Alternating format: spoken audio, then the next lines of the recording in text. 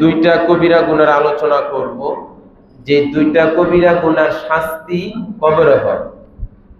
কয়টা কবিরা গুনাহ?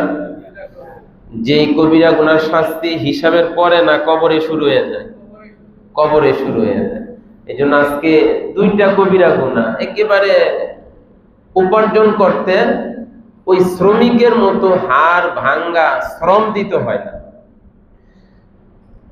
কোন জিনিস অর্জন করার ক্ষেত্রে অনেকের হাড় ভাঙ্গা শ্রম দিতে হয়। আজকের সমাজে যারা কোটিপতি হয়েছে, আজকের সমাজে যারা শিক্ষা করতে করতে, শিক্ষা অর্জন করতে করতে বিএস ক্যাডেট যারা হয়েছে, এরপরে সর্বোচ্চ শিক্ষা ডাক্তার, ব্যারিস্টার, ইঞ্জিনিয়ার হয়েছে, এদেরকে জিজ্ঞাসা করেন যে ভাই আপনি আপনার ছাত্রকাল কিভাবে কাটাইছেন? ভাই খাইয়া না খাইয়া একটা সেকেন্ড নষ্ট করি নাই। এরপরে সে রাষ্ট্রীয়ভাবে ডাক্তার, ব্যারিস্টার, ইঞ্জিনিয়ার আর অনেক বড় টাইটেল অর্জন করছে।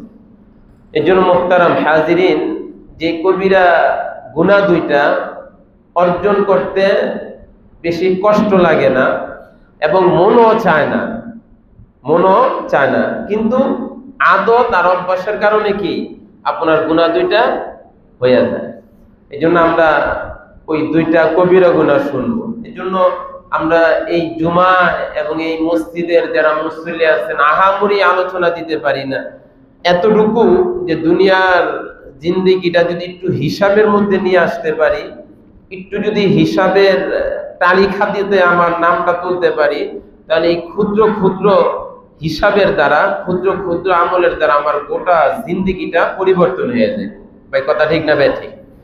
এর আগে একটু আলোচনা আপনাদের সামনে, যে আলোচনাটা হচ্ছে যে আনতালিদাল আমাতু রব্বাতাহা, এটার ব্যাখ্যায় বলছিলাম যে কিয়ামতের আগে সবকিছু উলটপালট হবে আর গোটা পৃথিবীতে একটা জুলুমের ত্রাস, জুলুমের রাজত্ব গোটা পৃথিবীতে কায়েম হবে।